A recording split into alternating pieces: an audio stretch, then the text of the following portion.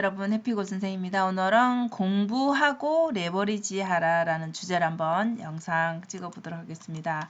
이 영상은 경제 용어 응용편의 네 번째 시간, 고명환 작가님의 책에 나오는 경제 용어 공부입니다. 자, 오늘은 레버리지 알아볼 텐데요. 워낙 많이 들어보셔서 다들 알고 계실 거예요. 그죠? 근데 내 생활에 정말 활용하고 있나라고 한번 되돌아보시면 좋을 것 같습니다. 자, 레버라는 뜻은 지렛대라는 뜻입니다. 우리 지렛대를 활용하라라는 말 많이 들어보셨을 텐데 이것은 무조건 빚을 내서 이렇게 투자를 해라라는 그런 개념보다는 타인의 것을, 다른 사람의 것을 자원을 활용해서 나에게 좀 더 나은 방법이 되게 뭐 투자든 그게 어떤 일이든 간에 나의 시간을 절약할 수 있다라면 당연히 레버리지 하는 게 맞죠. 그죠? 그래서 타인의 돈을 활용해서 나의 자산을 늘릴 수도 있다라는 얘기죠. 근데 우리가 이것을 활용하지 못하면 내 것이 되는 것이 아니기 때문에 이 지렛대의 힘을 사용할 수 있어야 우리 누구나가 다 같은, 그죠? 우리 하루의 시간은 같이 24시간이 주어지고 우리가 사는 기간이 동일하지는 않지만 한정되어 있잖아요. 그죠? 우리의 시간들은. 그렇기 때문에 어떻게 하면은 좀 더 내 시간을 활용해서 좀 더 알차게 쓸 수 있을까, 시간을 좀 더 줄일 수 있을까라는 개념으로 이해를 해 주시면 좋을 것 같습니다. 자, 우리 예를 들어서 보존금을 활용하는 게 우리 이제 투자로 치자라면 우리가 집을 사려고 하면 여러분 내 돈을 다 집이 2억, 3억, 4억, 5억 이렇게 다 다를 거 아니에요. 그죠? 뭐 평수도 다르고. 자, 그런 아파트를 뭐 예를 들어서 산다고 할 때 예를 들어서 1억 원이라면 자 1억을 모으기는 시간이 많이 걸리죠. 그죠? 근데 내가 다 1억을 모아서 집을 사야지라고 하면은 세월이 많이 흘러야 되는 거잖아요. 그만큼 모아야 되는 시간이 있으니까. 근데 만약에 나라에서 내가 나에게 빚을 내어준다. 그래서 대출을 해준다. 그 대출 이자가 생각보다 그렇게 높지 않다. 그것을 내가 감당할 수 있는 정도다. 그러면 내가 그 빚을 이용해서 내 자가를 마련하는 게 훨씬 더 기간이 단축이 되죠. 그죠? 물론 빚을 또 갚아야 되지만 자, 빚을 갚는 동안에 일어날 수 있는 일이 뭐겠어요? 집값이 모두 그렇진 않겠지만 상승할 수 있다라는 것이죠. 그죠? 그럼 집값이 상승하는 것에 비해서 내가 이자 내는 게 적다라면 당연히 투자하는 게 맞죠. 그죠? 집을 빨리 내가 빚을 활용해서 사는 게 맞죠. 그렇기 때문에 이런 식으로 내가 타인의 돈, 나라에서 이렇게 우리가 은행에서 대출받는 거 이런 것을 무서워할 게 아니라 나에게 적합한 방법으로 활용을 할 수가 있어야 된다라는 것이죠. 물론 돈이 많으면 당연히 여러분 탁 다 현금 주고 사면 좋죠. 근데 그럴 사람이 많지는 않다라는 것이죠.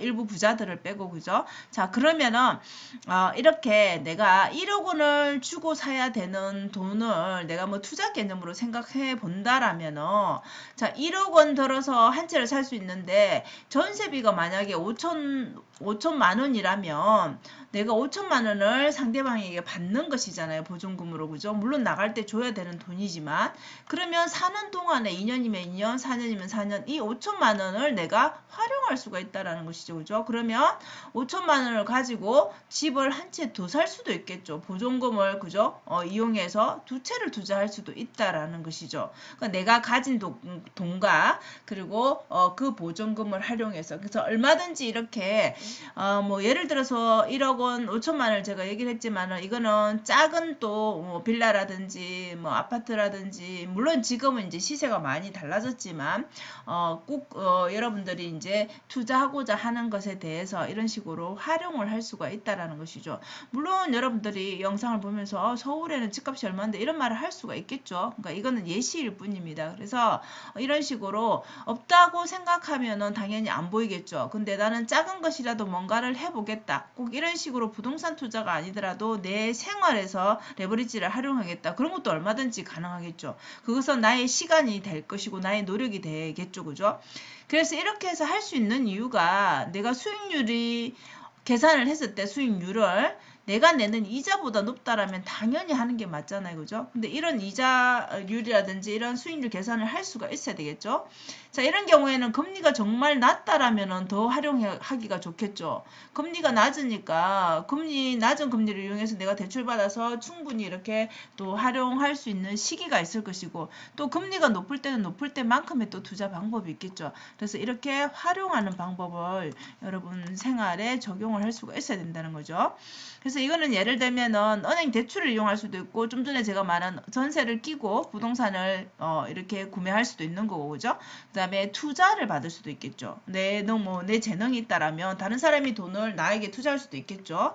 자, 이런 것들은 앞에도 말한 것처럼 국가의 어떤 정책에 따라서 그런 것들을 활용할 수도 있고요. 제도도 마찬가지. 그래서 은행의 대출을 활용할 건지, 또 부동산을 투자해서 전세 낀 또 부동산을 매수를 할 것인지, 뭐 이런 것들, 이게 개인 사업이 될 수도 있고 투자가 될 수도 있겠죠, 그죠? 그래서 여기에서 무조건 우리가 생각을 바꿔야 되는 게 뭐냐면, 내가 돈이 있어야 집을 산다. 내가 물론 어느 정도는 있어야 되겠죠. 종잣돈이, 그죠?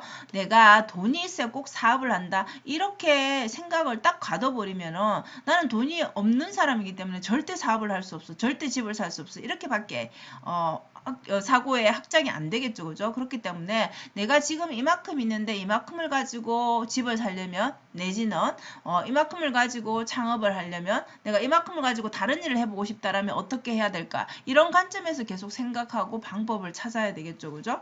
뭐 사람마다 다르겠지만 여러분 또 자기 상황에 맞는 그런 방법들을 고민을 하고 질문을 던지고 찾아야지 보이는 것이지, 가만히 있어서 누가 알려주지는 절대 않죠, 그죠? 그렇기 때문에 내 주변에 활용할 수 있는 모든 것들을 다 활용하고 여러분들이 도움을 구하고 공부를 해야 된다는 것이죠.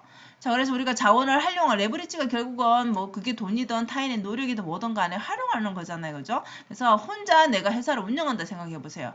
정말 내가 다른 인건비를 안 들이기 위해서, 뭐 아끼기 위해서 그런 쪽에서는 좋을 수 있겠지만, 이게 시간과 우리가 그게 한정이 돼가 있는데 정말 이것은 비효율적이라는 것이죠. 근데 처음 시작할 때는 당연히 뭐 수익도 없기도 하고 해서 혼자 일 수 있겠죠, 그죠? 근데 어느 정도의 시점이 된다라면 당연히 사람을 우리가 또 구해서 일을 해야 되겠죠. 그래서 타인의 재능을 내가 돈을 들여서라도 활용을 해야 된다는 거죠. 그래서 우리가 회사라 치면 할 수 있는 일은 우리가 하고, 우리가 할 수 없는 일, 시간이 많이 걸리거나 이 돈을 써서 가능한 일은 아웃소싱을 해야 되겠죠. 그래서 빚을 내서 투자를 하는 것, 내지는 이 투자라는 게 꼭 부동산 투자나 이런 투자만을 말하는 게 아니고요. 내 인생에 대해서도 마찬가지죠, 여러분. 내 인생에 대해서 투자하는 거, 예를 들어서 책을 사서 공부를 한다, 이런 것도 일종의 작은 투자인 것이죠, 그죠? 자, 이런 것들을 두려워하지 말고 활용을 해야 된다라는 것이죠. 자, 그 활용하지 못하는 이유가 우리가 항상 얘기하지만 이 두려움 때문이죠, 그죠? 내가 이것을 해서 빚을 내서 이렇게 돼서 자산이 늘어날까, 뭐 아니면 내 인생에 이만큼의 투자를 했는데 이게 성공할까, 이런 두려움이 당연히 있죠, 사람이라면. 근데 충분히 공부하고 이런 투자라면은, 그리고 내 인생에 대해서도, 그죠? 충분히 공부하고 경험하면 이 두려움은 물론 0이 될 수는 없지만 어느 정도 사라진다라고 저는 봅니다. 그래서 이 결과에 너무 집착하기보다는 과정을 계속 즐기면서 한다, 이런 생각으로 한다라면 본인에게 맞는 그런 방법을 찾지 않을까 싶습니다. 그래서 오늘은 네 번째 시간으로 레버리지 효과라는 주제를 한번 여러분하고 알아봤는데요. 저는 이 레버리지라는 게, 레버리지 하면 여러분 딱 투자만 생각이 먼저 나잖아요, 그죠? 근데 내 인생 자체를 저는 레버리지 해야 된다라고 생각합니다. 내가 잘할 수 있는 거는 하고, 내가 좀 부족하거나 시간이 많이 걸리거나 이런 것들에 대해서는 돈을 좀 더 써서라도 그것을 활용하는 게 훨씬 더 내 시간을 줄이고 내 에너지를 줄일 수 있다라면 충분히 좋은 방법이라고 생각합니다. 그래서 이 레버리지, 내 인생에서 투자뿐만 아니라 내 인생 자체에서 좀 더 발전적으로 살려면 어떤 부분을 레버리지 해야 될까 한번 고민을 해 보시면 좋을 것 같습니다. 자, 오늘도 영상 시청해 주셔서 감사하고요. 여러분 오늘도 행복한 하루 되세요. 감사합니다.